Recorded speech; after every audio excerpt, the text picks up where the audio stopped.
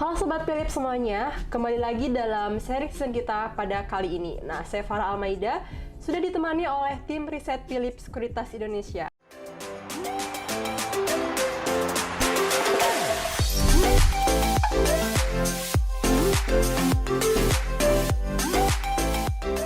Halo Mas Destin. Halo Mbak Farah. Semoga sehat selalu ya. Sehat-sehat Mbak, terima kasih. Pada kesempatan kali ini, kita akan mengobrol lebih dalam terkait bedah saham IPO. Nah, buat teman-teman yang belum tahu nih Mas, IPO itu apa sih Mas? Ya, jadi IPO atau Initial Public Offering adalah proses di mana emiten untuk pertama kalinya menawarkan saham yang dimiliki kepada publik. Seperti itu Mbak.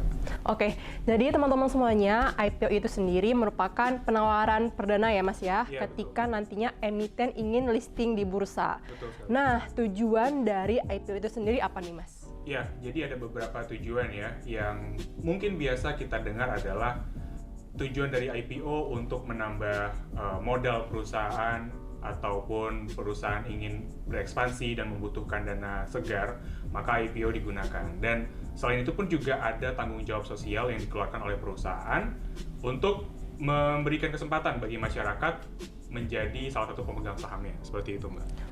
Oke nih Mas Dustin, terkait dengan harga saham, apakah nanti ketika setelah IPO harga saham tersebut cenderung fluktuatif atau relatif stabil? Iya, jadi setelah IPO harga saham perusahaan tersebut akan berfluktuatif ya Mbak ya, tergantung dari demand dan supply atau bid dan offer-nya. Dan itu juga akan terpengaruhi dari kinerja keuangan perusahaan, seperti itu. Oke, jadi teman-teman semuanya, ketika nanti setelah IPO, harga saham emiten tersebut masih bisa berfluktuatif nih, bisa naik ataupun bisa turun ya Mas ya? Iya, betul sekali. Oke, untuk selanjutnya nih Mas, ketika investor melakukan pembelian saham IPO tentunya ada keuntungan dan risikonya juga nih. Yang pertama nih, apa aja sih Mas keuntungan dari ketika investor membeli saham IPO? Iya, keuntungannya seperti yang sudah saya sebutkan tadi, teman-teman bisa atau berkesempatan mendapatkan harga saham perdana yang bisa dikatakan cukup rendah dibandingkan harga pasca IPO. Dan keunggulan yang kedua memang teman-teman bisa menjadi salah satu pemegang saham perdana ya. Jadi ibaratnya teman-teman menjadi salah satu investor pertama kali ya setelah IPO itu terjadi. Dan resikonya tadi ya yang disebutkan, ya tentunya resiko adalah di sisi penilaiannya karena IPO sendiri dengan financial highlight yang mungkin kurang lebih 3 tahun terakhir itu tidak bisa menggambarkan secara lebih meyakinkan ya kinerja dan juga kondisi bisnis perusahaan. Jadi memang risikonya cukup ada dan cukup besar juga, sehingga teman-teman kami harapkan juga benar-benar menilai perusahaan dengan baik seperti itu. Oke, jadi teman-teman investor semuanya, ketika nanti sudah mendapatkan penjatahan dari pemesanan saham IPO, tentunya sudah bisa menjadi pemilik perusahaan ya Mas ya, karena investor juga disebut sebagai pemilik perusahaan. Nah, terkait dengan resiko, teman-teman semuanya juga harus melihat bagaimana laporan keuangan dari emiten tersebut ya. Karena biasanya dari pihak Bursa Efek Indonesia sendiri ataupun otoritas jasa keuangan sudah mewanti-wanti untuk bisa mengeluarkan laporan keuangan 3 tahun sebelumnya ya. Baik Mas Dustin, untuk yang lagi marak-maraknya diperbincangkan di pasar modal Indonesia saat ini, sedang berlangsung IPO Gotoh. Nah, buat teman-teman yang belum tahu, Gotoh merupakan salah satu startup yang nantinya akan listing di bursa, akan melantai di bursa ya Mas ya, tepat sekali ya. Dan tahun sebelumnya di tahun 2021, Gotoh sudah resmi merger, bener ya Mas ya? Oke, Gotoh sendiri merupakan salah satu gabungan dari 2 startup, yakni Gojek dan Tokopedia. Nah, saat ini namanya adalah PT Gotoh, Gojek Tokopedia Tbk, dengan nama kode emiten Gotoh, benar ya Mas ya? Gotoh sendiri adalah salah satu memiliki ekosistem digital terbesar di Asia Tenggara dan nomor 1 di Indonesia. Kalau dari pandangan Mas Justin sendiri nih, gimana sih Mas terkait dengan Gotoh itu sendiri? Ya, Gotoh yang tadi sudah disebutkan adalah hasil merger antara Gojek dan Tokopedia, di mana teman-teman sendiri pasti sudah tahu Gojek sendiri adalah salah satu penyedia layanan transportasi yang sudah dikenal oleh banyak masyarakat Indonesia dengan 2,5 juta pengemudi Gojek dan juga layanan lainnya yang disediakan. Kemudian Tokopedia sendiri juga merupakan e-commerce terbesar juga yang kita ketahui memiliki 12 juta penjual ya atau merchant yang bekerjasama dengan Tokopedia. Jadi memang Gojek Tokopedia atau Goto ini adalah hasil merger yang menghasilkan ya salah satu emiten yang nantinya akan bergerak di bidang teknologi yang juga diperhitungkan ya bukan hanya di Indonesia dan juga tapi juga di regional Asia.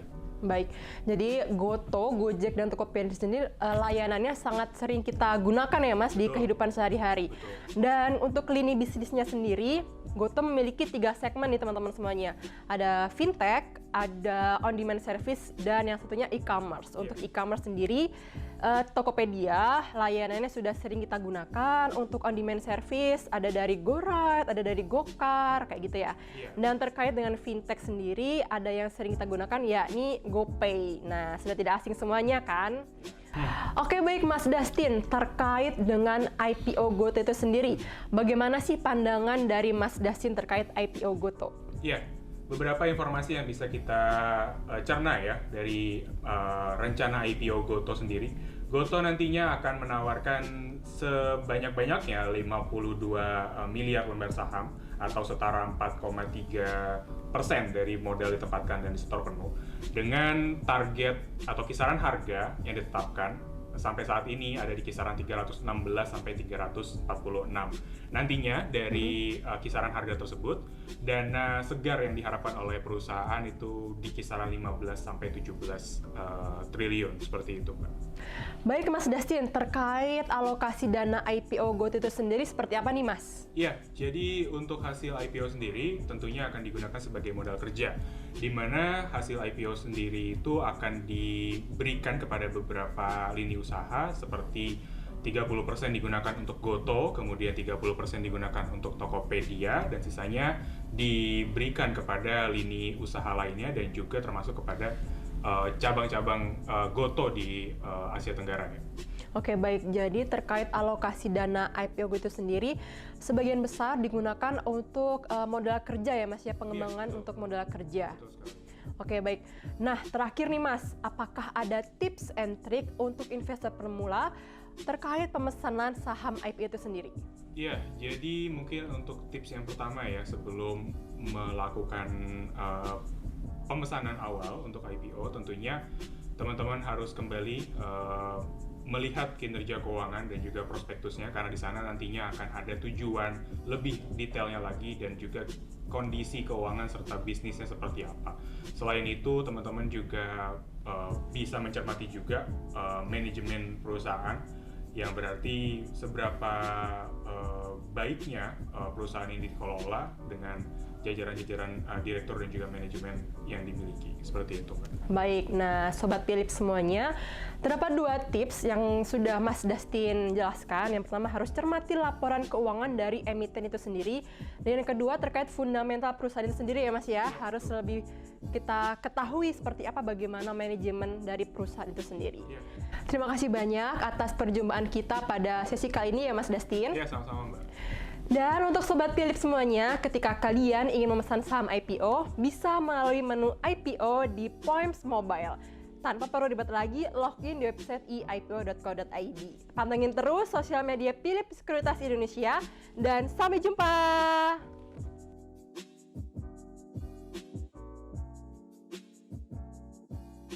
Nah, videonya seru nggak? Kalau seru langsung like, komen, dan share ke teman-teman kamu. Dan yang paling penting, jangan lupa subscribe channel YouTube Philips Sekuritas Indonesia. Kalau kamu ada pertanyaan, langsung tulis di bawah ya. Sampai jumpa di video selanjutnya.